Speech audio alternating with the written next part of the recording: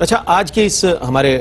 Programme کا اور اس موضوع کے حوالے سے آخری سوال تقریباً، اور کم و بیش اس کے بعد اگر پیغام لیں گے ہم انشاءاللہ، تو بات یہ ہے کہ لوگ یہ کہتے ہیں کہ بھائی قرآن ہے، احادیث رسول ہیں، اقوال صحابہ کرام رضوان اللہ تعالیٰ علیہ مجمعین ہیں، پھر تابعین ہے، تبع تابعین، یہ تمام چیزیں ہیں، تو پھر تصوف کے مقاصد اور اس کے فوائد کیا ہیں؟ کچھ فرمائیے گا سوال سے۔ دیکھیں، میں یہاں پر ایک بات کی عرض کروں گا کہ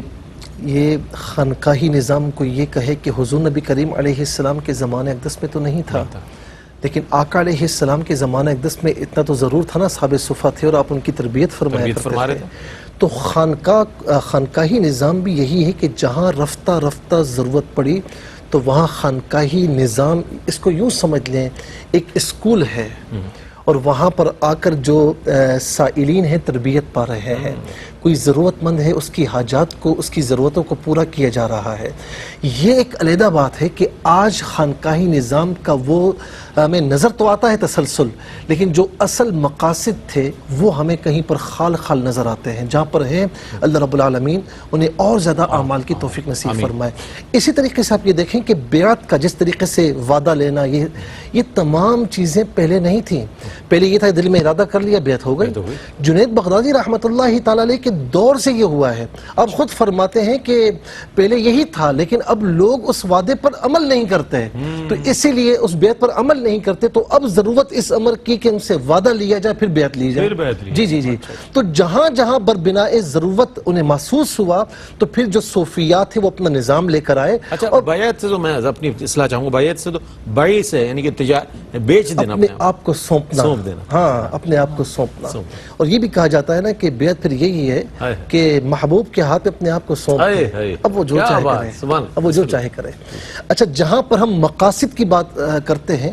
تو تصوف کا جو مقصد ہے وہی ہے جو قرآن اور احادیث کا مقصد ہے، وہی مقصد ہے۔ یعنی قرآن و حدیث پر مکمل عمل کرنے کا نام، اپنے ظاہر اور باطن کو پاکیزہ کرنے کا نام تصوف ہے۔ اب اس کے مقصد کی طرف آئیں تو اپنے دل کو پاک و صاف کرنا۔ قرآن فرماتا ہے قد افلح من تزکا۔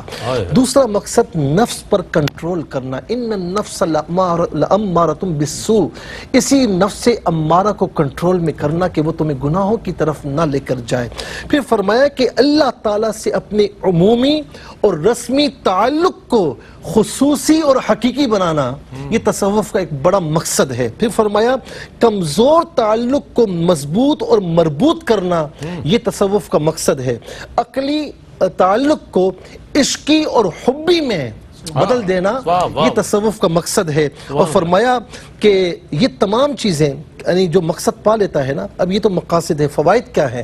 اب میں آپ کو ایک بات عرض کروں کہ فوائد کیا ہے، کہ جب ایک صوفی ایک میدان میں نکلتا ہے اور اپنے ماننے والوں کو، اپنے پاس آنے والوں کو اللہ کی بارگاہ سے جوڑتا ہے، رسول اللہ صلی اللہ علیہ وسلم کی بارگاہ سے جوڑتا ہے، جسے حقیقت میں اسلامائزیشن کہتے ہیں، اس پر عمل کرتا ہے، تو آپ یہ دیکھیں کہ غوث اعظم رضی اللہ تعالی عنہ تشریف لائے، خواجہ صاحب تشریف لائے، داتا گنج بخش رحمۃ اللہ تعالی علیہ وغیرہ وغیرہ، یہ تمام صوفیاء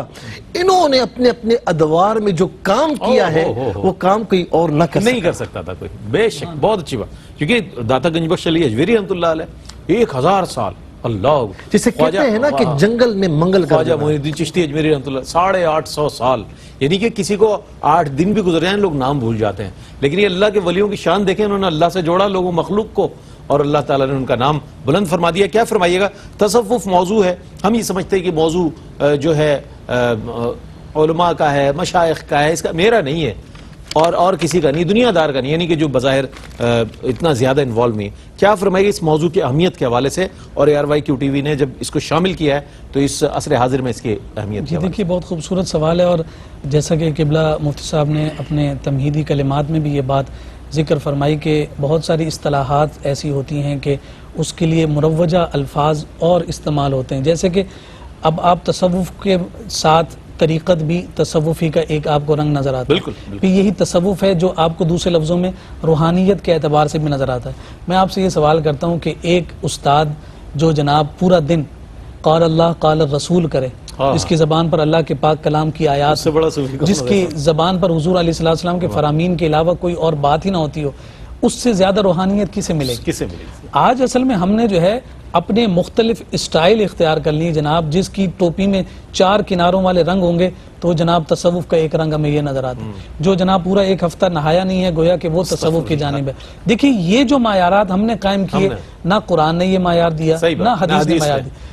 حقیقی تصوف کا معیار یہ ہے کہ تصوف ان تعلیمات کو کہیں گے کہ جن تعلیمات کو اختیار کر کے آپ کو آپ کا رب یاد آ جائے اور آپ کا رسول یاد آ جائے، اور اسی تصوف کو ہی اختیار کرنے کی ہمیں حاجت اور ضرورت ہے، اور یہ اس وقت تک نہیں مل سکتا جب تک ہم شریعت کے پابند نہیں ہوں گے۔ جبریل امین کے اگر آپ ان 4 سوالات میں سے 3 سوال کی جب ہم بات کرتے ہیں تو ایمان ہے، اسلام ہے، ان دونوں کا تعلق شریعت کے ساتھ ہے، اور یہ احسان ہے جس کا تعلق طریقت کے ساتھ ہے، اور اس کی جو ترتیب ہے یہی بیان کر رہی ہے جب تک شریعت کامل نہیں ہے طریقت کے میدان میں آپ کبھی بھی جو ہے کامیاب نہیں ہو سکتے۔ میں چاہوں گا 2 جملے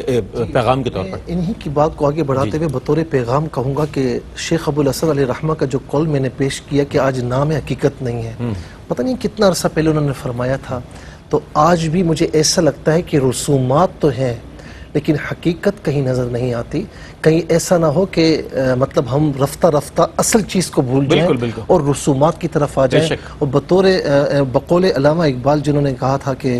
وراثت میں ملی ہے مسند ارشاد انہیں، زاغوں کے تصرف میں عقابوں کا نشیمن، کہیں ایسا تو نہ ہو تو ہمیں رسومات سے ہٹ کر تصوف کی حقیقت کو اپنانا چاہیے۔ تصوف کی اصل روح جو ہے اس کو سمجھنے کی کوشش کرنا چاہیے۔